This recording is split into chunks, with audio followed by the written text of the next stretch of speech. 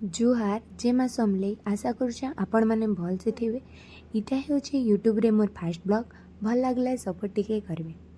आज आमर घरे बनुला आमाचार बेले भावली कि आज टिके ट्राए करसी ब्लॉग बनावाटा आउ फिर स्टार्ट कली मोर आग्रह जेन देखले हेटा के मोर सासू माँ 5 केजी आम के काटी करी नून हल्दी आउ मिर्चा गुण दे करी 2 दिन हलान खरारे सुखई दिले।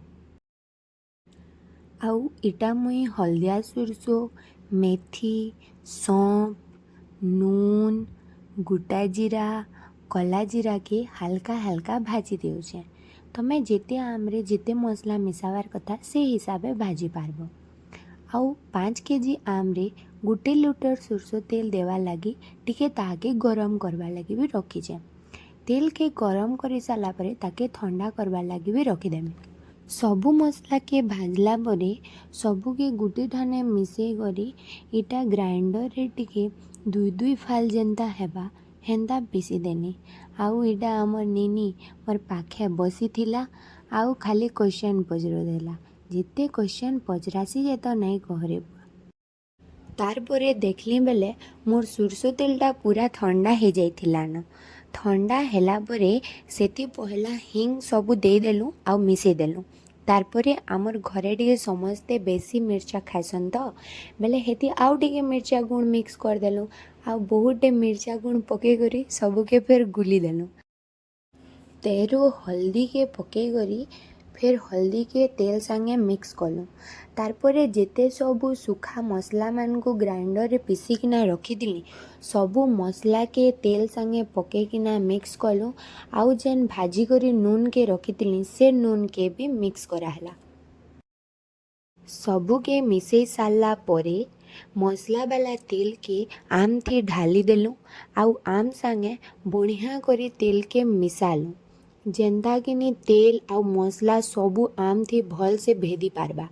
जदि मसला आउ तेल आम थी भल से नहीं भेदबा बेले आमाचारटा टेस्टी नहीं लगे। हेतिर लगी जिते बेले मिसाब हेते बेले भल से मिसाबार कथा। इथि मुई फिर पछेका नून अधिका टिके मिसाली सेटा मुई वीडियो बनावार भूली जाइथिली कांजे कि मते नून टिके कम एंता लागला आउ आचार थी नून मिर्चा चटचटा एंता नहीं लागिथिले आचार मजा टिके नहीं आसे। फिर भूली जाइथिलु आमे गुड़ बनाबार अच्छे मीठा आमाचार आ भूली जाइछु आमे गुड़ मिसाबाटा बेले बापा के फोन करिकिना कहला कि बापा फिर आनी देले 1.5 केजी गुड़।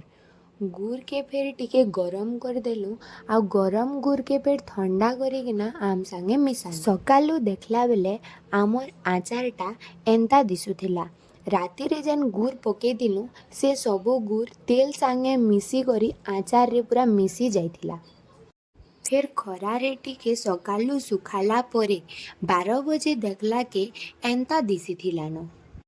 आमर नीनी इटा आचार खाइबा लगी पाखे बसी थिला। खाई सारला कि काना कहला जे चलो टिके सुनमा। चाबी चाबी था।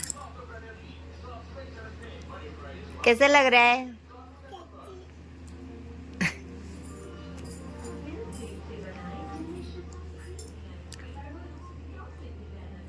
भल लगुचे केते भल